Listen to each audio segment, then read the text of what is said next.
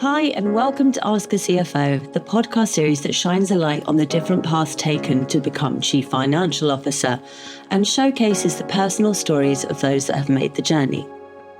I'm Sophie Jackson, and in today's episode, I'm joined by Emilia Bunea, former CFO turned accomplished academic and author, whose psychological analysis and insights on leadership in finance are spot on.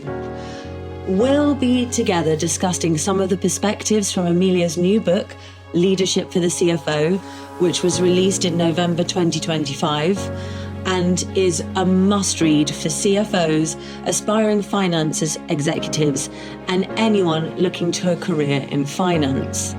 We'll also be taking a look at Emilia's own career journey, her experiences, and her advice for all of us. Oh, hi. Hi. I love this amazing set of bookshelves behind you. So first of all, can I ask you just to introduce yourself? Yeah, sure. So I am Emilia Bunea. I've been a corporate creature for most of my professional life, followed by a change to academia and leadership. I've been researching and teaching and speaking about leadership for about 8 years now, and I keep learning every day. Amazing. I've never heard the expression corporate creature before, but I love that. So I will be borrowing that. Thank you. Before we run through your path to CFO and your journey afterwards, I'd love to explore your origin story. So tell us, where did you grow up? What shaped your early education? And what ultimately sparked your interest in the world of finance? Wow, there's a lot there. So let me try to keep that brief. I grew up in communist Romania. The good parts of that for the finance career were that Romania was still is very strong in maths and math educations from earlier on. And luckily enough, I had a bit of a talent that way. The other good parts, I guess, looking back, are that it was very difficult times, of course, which I guess does something to one's resilience and appreciation of everything that we otherwise might take for granted in Western comfortable life. I went as a math talent, unless you wanted to become a teacher, which I didn't. You'd become an engineer, and there was this hierarchy where at the top level you had either aeronautics or software engineering. So I did software engineering, and then the revolution came, and things changed. So things changed like those movies that move from black and white to color in the middle of the movie. It feels a bit like that. My mother is a very strong, very special person. She was a single mom, raised the two of us. We didn't have much, especially because she was a priest's daughter, so she was not allowed to go to university. But still, we didn't have much, but we had private French tutoring and private piano lessons. So we got this appreciation and respect for culture and literature and philosophy also from very early on. And this actually came incredibly handy when the doors opened, when the Iron Curtain fell, because it allowed me very quickly to connect both language-wise and, if you want, culture-wise with the Western world. So I started working for a small real estate development company, got an MBA, an executive MBA from University of Washington at about the same time. And then I was headhunted by an investment bank that was owned by the European Bank for Reconstruction and Development. And the boutique investment bank in New York was Certin Perella. That to me sounded very exciting because it played a role in a book I had just read, Barbarians at the Gate. I don't know if you've heard of it. Yes. So this was, again, right from the movies, right? I was being headhunted by this investment bank that I had read about. So obviously it didn't take much pondering. So I started working in investment banking. Wow. So it sounds like, although obviously very challenging, that you had a very rich upbringing and you were able to put it into practice very quickly. So that's brilliant. You began your career in investment banking, as you well said, before transitioning into CFO roles. Can you tell me a little bit about what prompted that shift and how did you navigate the different demands of moving into a different space?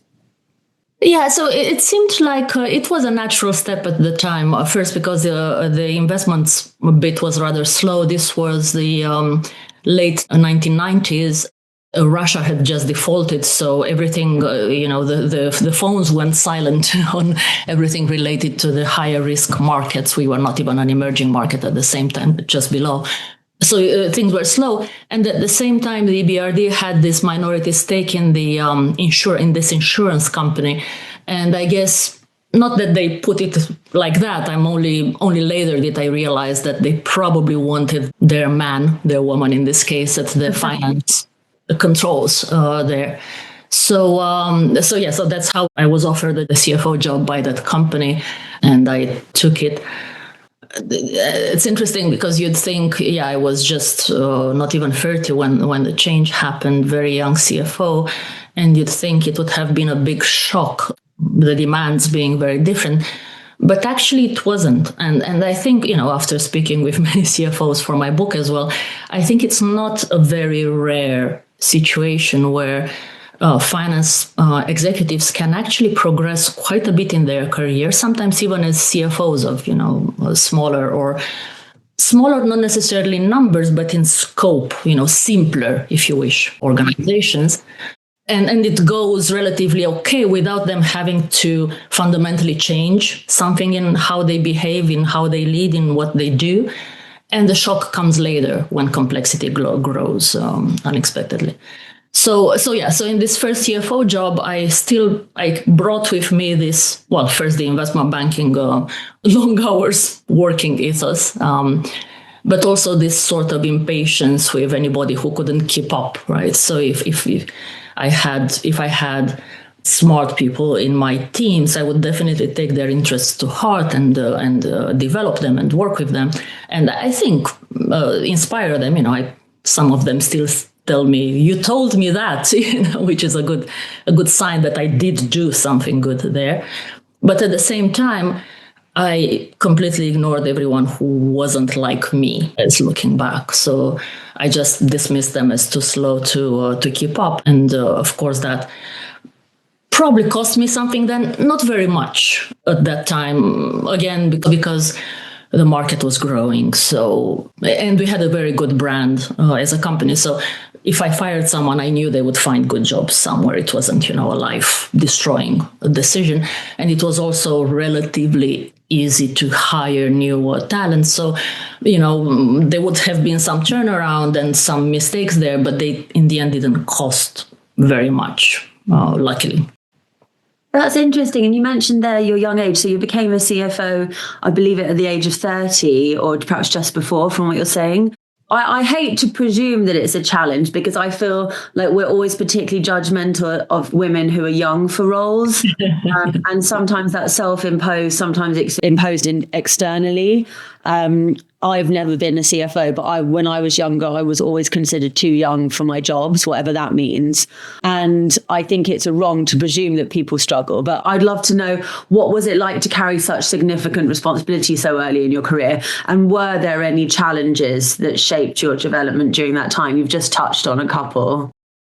Yes. So again, I don't think which is probably an advantage of youth. I don't think I really appreciated that responsibility on my shoulders. I just took it on. In the CFO role, I did get what you're describing. Actually, as a consultant in my previous roles, I got that quite a bit. Being too young, not looking experienced enough. In the CFO role, funnily enough, I didn't. I realized, looking back, I had a very strong expert power, so which sort of shielded me from politics. There was quite a lot of politics in the company, but somehow I didn't need to engage in it at all, because I had this very powerful, expert, independent aura, if you wish. I had the trust of the CEO, so I could afford, again, this luxury of not having to to manage stakeholders and politics and interpersonal dynamics, much which I wouldn't have known how to deal with at all. And I made, as I said, I made some mistakes. I made many mistakes, looking back. There's a lot of mistakes we make just with inexperience. And obviously some of them have informed how I write about it for leaders later. I think, the one that still weighs on me is I promoted someone too quickly, a young woman, a young talent. I had to let our chief accountant go, and I promoted this young woman. And she wasn't ready for it, especially because I didn't have an accounting background. Yeah. So I was relying on her completely. There was little supervision, and she burned out. So she left at some point. We didn't know what burnout was back then, but now, looking back, I realized that this must have been it. But it's interesting that we're speaking about mistakes, because it's something I've been talking about this week. And I think if you can have bravery and separate a collapsing ego from mistakes, then they can be such points of galvanizing in some ways as well, because you're able to take them as learning opportunities and take everyone with you. And it's something I really try to instill in our team is sometimes we ruminate too much and we self-blame, and that is so unhelpful. It's good to acknowledge responsibility, but it's not good to become, to feel like that's symptomatic of who you are or what you're capable of. That's something that you've dealt with. Do you have any advice for anybody who's struggling with it? Because I think particularly especially conscientious people, which is the people you don't want to be hurt the most, but you do need to show when there has been a mistake and move forward. So what's some advice you'd have? Yeah, I think you've summarized it perfectly. There's a difference between not taking responsibility and placing everything on your shoulders, and even worse, seeing it as a reflection of who you are rather than what you do at this particular and what you know at this particular moment in time. So, I think if you can separate those two, you're already half there. It's also important to, first of all, to recognize a mistake. And in leadership, sometimes, again, if those don't immediately come back to haunt you, you might not, like in this case I've just described, you might not recognize them until much later. Right? Yeah. So then it's not about rumination. It's actually the opposite of that. So it would have been very useful to have, I guess, a mentor, maybe even a coach, who could help me unpack what was going on and make the most of it, like you say. Yes. But I did have, so later on, when I went to, there were several steps, but at some point there was this very marked transition to a much more complex, more stakeholder management rich, more influence dependent role as a CFO. And there I immediately had what you're describing, maybe not as much in terms of mistakes, but in terms of feeling like, I don't know how to lead. I don't know anything. Everything I pull or push, I'm left with the button or with the lever in my hand. There's no the right connection. And there, I think what you're saying is very valuable, right? Realizing that you should take what's happening as a learning, unpack what's happening, and not blame everything, because there was a lot of context around it. Not blame everything on your inability to do the job. Yeah, because I think one of the things I've noticed is that when we are very hard on ourselves and shame gets activated, it often actually means we're destined to repeat the mistake because you're not having enough distance from what's happened. And that's something that I've definitely noticed. So it's ironic that the people who take it the hardest sometimes end up being the most likely to repeat it because they're lost in not changing a whole system and changing how everybody works. I want to come now to think about your journey. So you have spent more than a decade in senior CFO and CEO roles, but then you moved, as you mentioned at the beginning, into academia to pursue your PhD. I'm sure there are many people that would love the idea of being able to do that at some point, but knowing when and how and what that will mean for us can be challenging to navigate. So I love your story. Tell me how you came to choose to make that transition. Well, it was almost 2 decades, enough time to stratify what I had done, what I had achieved so far. I have to say, I've always also been a bit of a bookish person. I always studied for something. I mean, there was a college, and then there was the MBA, and then the CFA charter, and then I got a non-executive diploma from the Financial Times. And then I actually started an online Masters in Organizational Psychology program at Birkbeck I think in about 2002, 2003 it would have been. I never finished that one. It was a bit too much, but so I always had this curiosity, and maybe again coming from my communist background, when to read a good book, you had often to find a bad copy of it and read it. So I've always had this thirst for learning everything there is to learn, because it used to be so hard to access. So this was one. The temptation was always there. And then I had this moment when, obviously, I'm also making sense of it now. Probably, I'm sure there wasn't just a moment, but I see it as an important contribution when I had a mid-year performance evaluation with my boss. I was country CEO back then, so with the regional CEO. And I realized while we were talking about it, I found myself asking myself, do I want his job? And it's not that he was offering it or that he was even close to offering it. It would have been, for many reasons, many of them not connected to my performance, it would have been difficult actually to get his job. But if it had been possible, did I even want it? And I realized I didn't. And I think that was, a light bulb moment that it's time to change something, to discover something new and do something else with the second half of my life.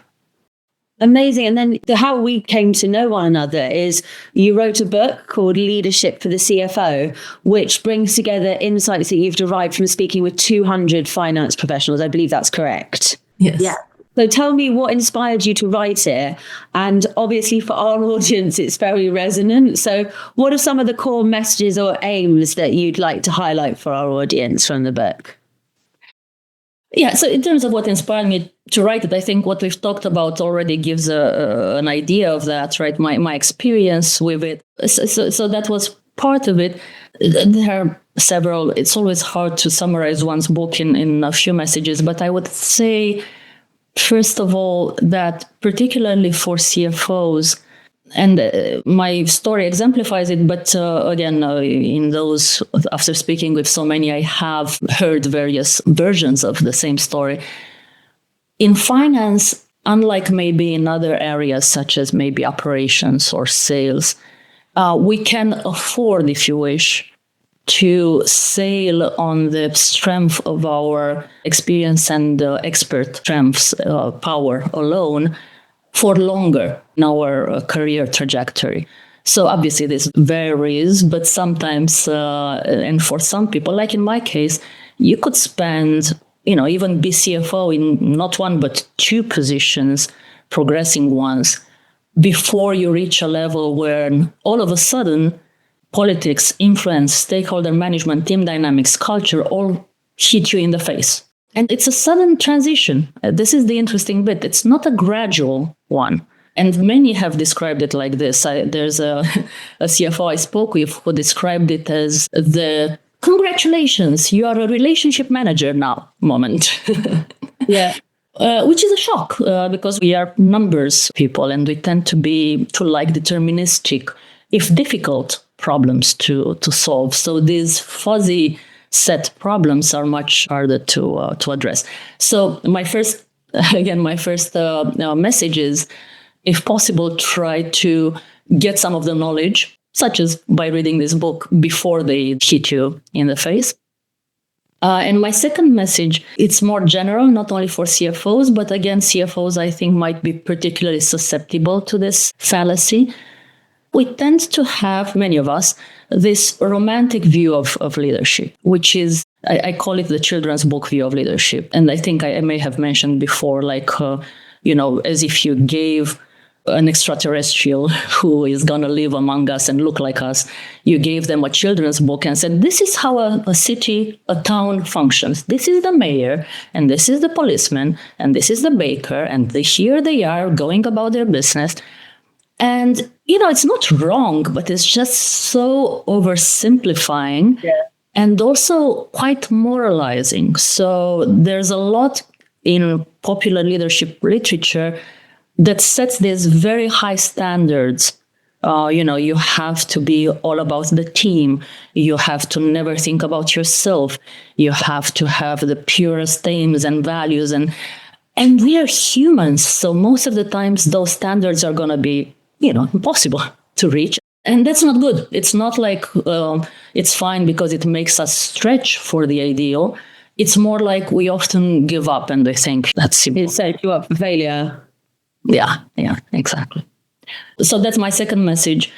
Understand, again, from reading my book, but also maybe some research, not popular literature, that leadership is more complex, that it's okay to have mixed motivations as long as you can see a trend. Many of us start with this, if you want, selfish motivation to lead, which is mostly, we dream of ourselves on a sort of a figurative stage, inspiring others and changing their lives. So it's not that we actually want to lead. We don't have a mission to begin with, right? It's not like from the beginning we want to bring this team or to an enormous success. It's more about, I want to be this great leader.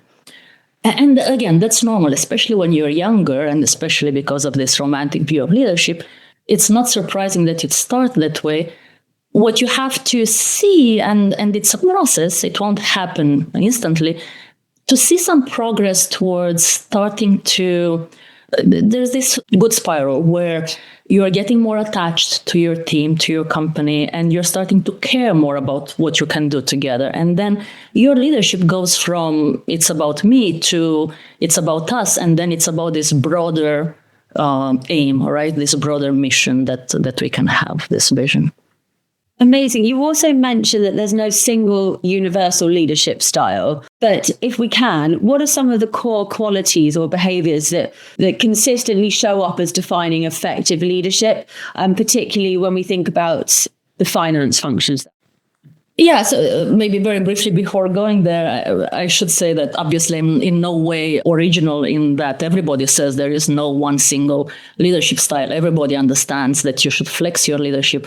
But usually what they understand by that is that it's still the leader who is this central rock with their values and their true self, as the North Star. And yes, they behave a bit differently. They take more time with this follower and develop this one more, or, see this motivation in this context. But they are still this entity, right, that leads. And I'm taking the concept of there's no single leadership style further in the book by showing how followers and cultures and business environments and the business context, are you losing money, are you making money?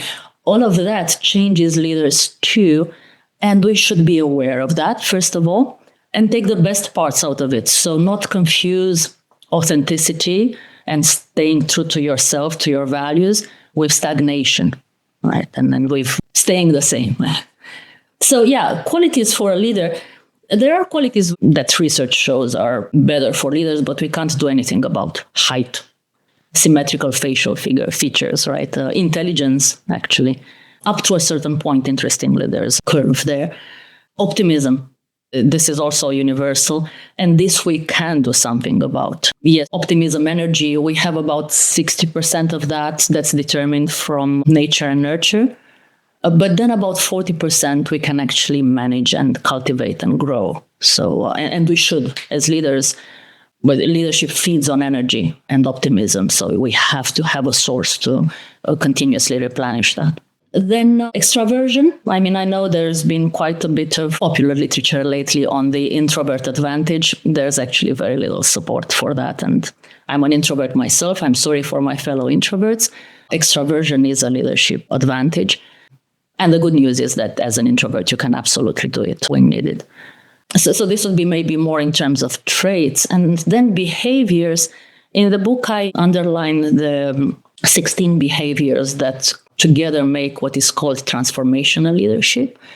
And those will support you in most situations because they are still sort of together making what you could call a proto-style, a basis. So you can be a transformational leader and have an authoritarian style, or what they call a paternalistic style, more parent-like, more taking care of others, knowing what's good for them. Or on the contrary, it could be more delegating and empowering style and still use those behaviors.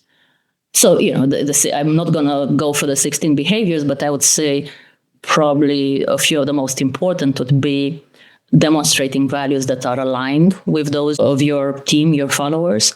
And of course, the question comes, well, wait a moment, what if I want to change the values of my followers? Yes, you can and you should do that as a leader if that's what you think is the right direction. But you always start from common ground. You never start by saying your values are wrong, mine are right. Come, right? You're starting by finding whatever the common ground is and draw on those, call on those while inspiring them to move to your points of view. Putting the team before self, we always want our leaders to do this. Having and communicating a vivid vision of what you want to do together.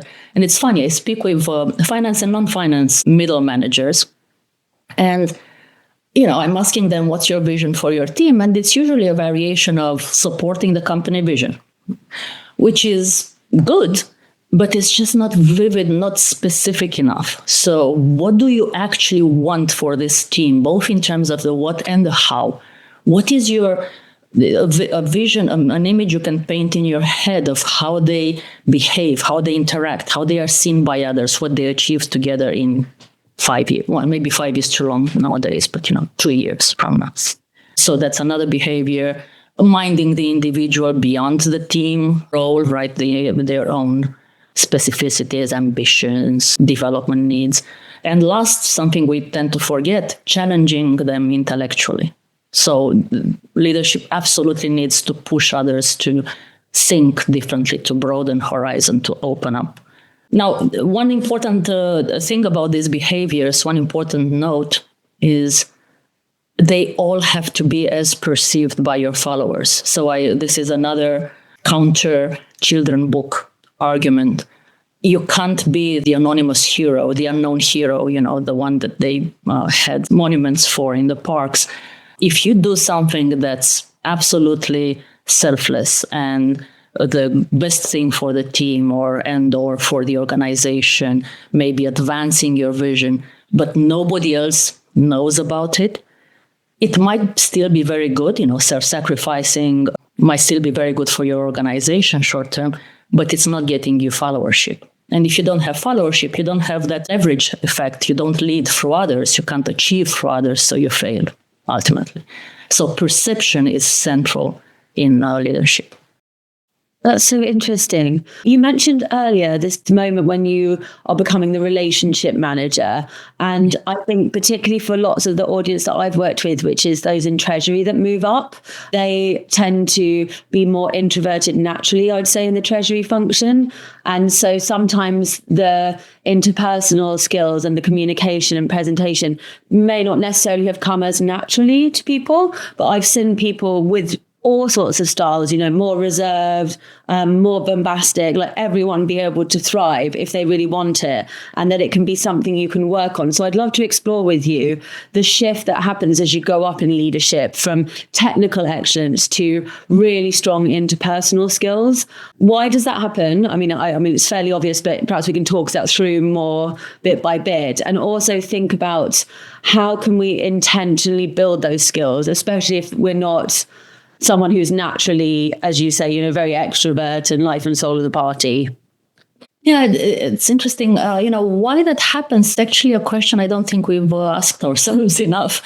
It's a very interesting question. Why do we need more interpersonal capability as our area of responsibility grows? And I guess part of it is that because, the bigger the area, again, of responsibility, meaning there's more people, more systems. So the more you have of those, the more complexity, all right? And the more complexity, the less you can rely again, as I said, on deterministic, even if complicated but not complex, mathematical problem solving, which is what we are educated to do, and more on these unpredictable complexity processes, phenomena that arise from, again, teams and personalities and psychology and power balance. So yeah, I guess that's why it happens. And of course, again, it can vary by culture and the type of organization. You might have some can be quite large in terms of revenue structure, but still have a clear enough remit and scope that it's more or less clear to everybody where they fall and what they have to do, and then maybe interpersonal, at least stakeholder management is needed a bit less. But at any rate, you will need it. You will need it more at some point in your career. Now, what you can do about it, besides obviously everything that's in the book and in many other books about interpersonal skills, I think is, first of all, if you ask yourself that question already, you've won half the battle, because many finance leaders don't ask themselves that question until it hits them. And second, I think it's like with changing any habit.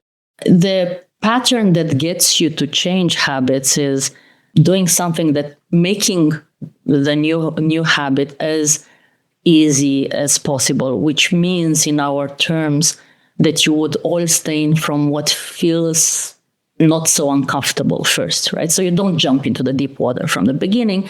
You start with the smaller things you feel like you could maybe engage with. Then mark the small wins you get, right? The quick wins. Mark that, because that's a reward mechanism. Reward yourself explicitly. You've made a little progress here. You had 3 meetings outside your area this week. Wonderful. You never had this before. Progress. This is time to reward yourself. Whatever reward means to you, something that tells the brain, hey, I've done a good thing. I want to do it again. So I think it's like changing habits towards exercising regularly. It's hard, but it's possible step by step. Excellent. And then one of the things that I've noticed from speaking, but also which comes across in your work, is that CFOs can be expected to embody personality traits that at times can seem to be at odds with each other. And certainly, I think it would be a rare person who had all of them instinctively. So what do you think this tension looks like in practice, and how do you observe this? Yeah, I think actually this is fascinating, and it's fascinating specifically for CFOs this time, because there's quite a bit, mostly newer research that shows that investors, boards, even many CEOs explicitly prefer their CFO to be, a bit of the mood spoiler, the balloon popper, right? To be a rather pessimistic, numbers first, definitely very cautious, right? Very risk averse person to take that approach. And sure, actually, they are not going to say this is the personality we want. They would say this is the behavior we want. But then, if these are the behaviors one looks for in a CFO, this tends to attract and select and retain and promote people with the personality traits that match those behaviors, because it's much easier to enact a behavior when you actually have the personality for it. So that's one, right? You have the attraction, selection, socialization, attrition process that gives you certain personality traits that might be more along those lines I've just mentioned. But at the same time, the CFO, and again, like we talked before, this could be a sudden change. But at some point, the CFO job becomes this leadership job as well, much more than the senior finance levels that are right under it.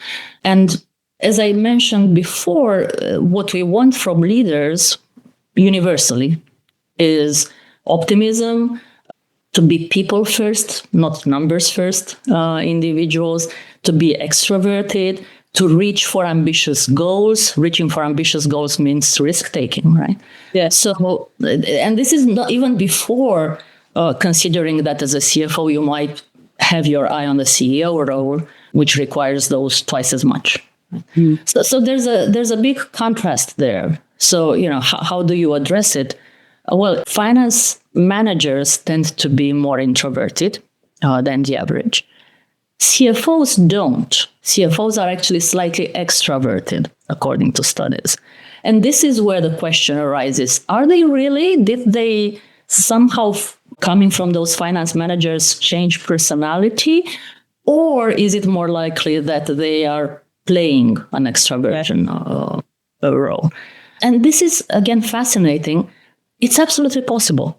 And there's quite a bit of research that shows counterintuitively, because, everybody is very vocal about authenticity, that if you are an introvert, provided that you're not a very strong introvert, if you're a very strong introvert, that would be hard, but you wouldn't make it to management if you were very strongly introverted to begin with. So if you're an introvert, not very strongly, and you are asked to play an extroverted role, to behave extroverted, again, several studies, right? What happens is not only that you can absolutely do it, but that you actually feel more, not less authentic when you do it. Because there's psychology behind. We do feel authentic when we enact roles that we feel are good, right? The socially desirable, the good way to behave. So it's absolutely possible to play extroverted. Is it easy? No, it takes energy. We know that. And of course, you don't want to go overboard and look completely fake. But you can select and play different roles to the different audiences you have. And what is important here is to recognize that this does not mean you're not authentic. And the example I give CFOs is, look, if you think of yourself, we all play different roles in our lives. And that doesn't mean we are less authentic in some of them. For instance, many of us are parents. If you have, say, younger children under and or teenage age, if you think of yourself, how you behave as a parent, probably more responsibly, maybe a bit boring even, a bit less risk-taking, more controlled, compared to how you would behave with your college friends when you meet on Friday evening for drinks. Those are two very different roles, and you're behaving very differently. Doesn't mean that you're less authentic in any of those. So it's absolutely possible to play different roles to different audiences and be equally authentic in both. Something else that CFOs, this is indirect, so it doesn't help them, but it does help the CFO profession. We have a responsibility to recruit potential leaders. And we often don't do it, especially, again, maybe not as much as the CFO, but the management level under the CFO, they are going to tend to recruit and promote people like themselves. And this may also often mean hardworking, put your nose down and do the job people, which is great, but it doesn't emphasize the people skills, the reach out and speak to the team at the other end of the corridor skills. Many of them, and again, it comes from the discussions I've had, the managers see those as, distractions. I mean, you're not paying attention to your job. Why are you away from your computer so much? Where's the Excel I've asked for? And of course, there's a balance there. But I think as CFO, you have a very strong responsibility to recruit and help select and protect, because it will be hard for them to thrive for a while. People who have this, if not the skills, at least the desire to develop those interpersonal skills. Okay, I understand. And then if we think about the future, because there's so much change going on, especially for those in finance. So the CFO role, I often spend time speaking with people about how it's going to evolve in time because of so much change in the technology they need to use, in the complexity of problems, and everything that's going on. How do you think how do you see it from your perspective? Because you are probably the most informed of anyone that I would speak with on multiple people rather than just your own experience.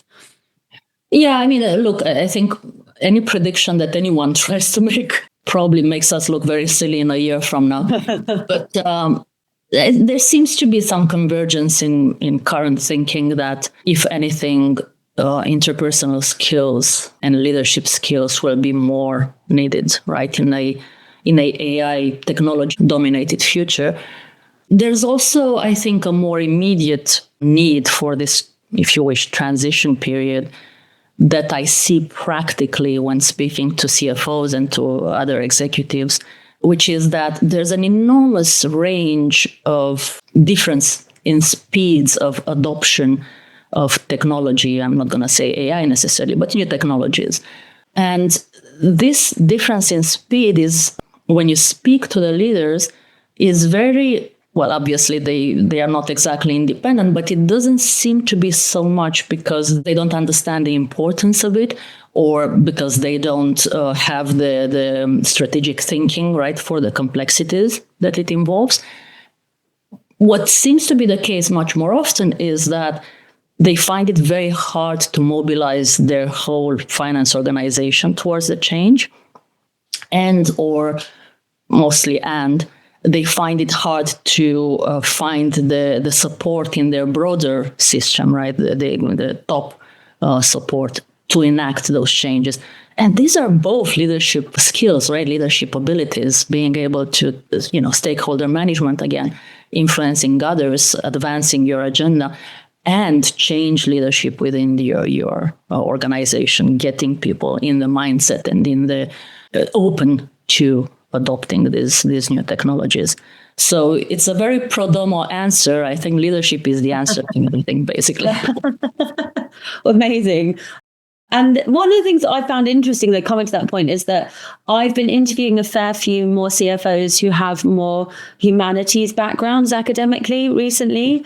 And I remember I'm that way inclined. And when I started my career, I felt the technical skill sets would be a weakness. And as time goes on, I think the value of having a humanities background for any role becomes really important. So I'm delighted to see a sector of academia that I thought would struggle so much in the future and that has had, much more challenges, certainly at British institutions. For everyone that listens to this, I should imagine, is listening because they want to get ahead and get to where they want to go, whether they're an 18-year-old thinking about a career in finance or there's someone in their mid-50s who wants to get to that next level. What's some advice you would like to offer to everybody who's listening?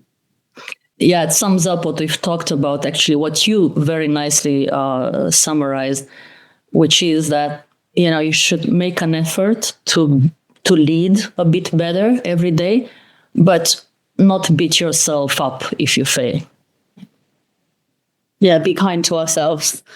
I have loved speaking with you. I have loved meeting you. And I want to thank you for all the work that you've done to draw light on things that are often hard to navigate and people are trying to figure out often alone. So thank you so much. And thank you for taking the time to speak with me and to share so openly. I really appreciate it. Thank you, Sophie. A pleasure here too. A very big thank you again to Emilia for taking part in our Ask a CFO series. Please do subscribe and share and stay tuned for the next episode as we continue to bring you the human stories of CFOs across the world.